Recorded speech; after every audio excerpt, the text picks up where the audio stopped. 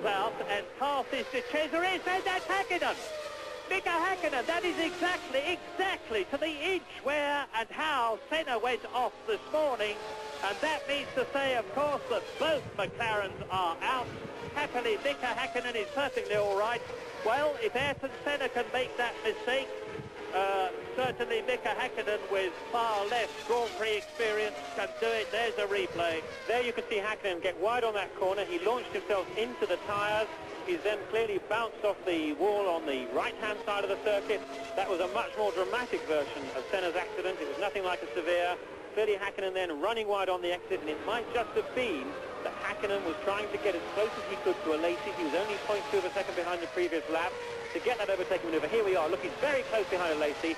He gets wide, he's lost his front downforce. Watch some tyres. The car goes up in the air as he hits some tyres on the left-hand side, now into the Armco on the right-hand side.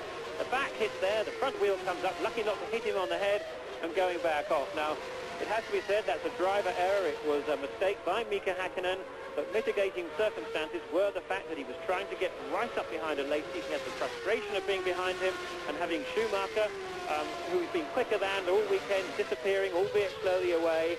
He got too close, he lost his front downforce, the car literally ran wide.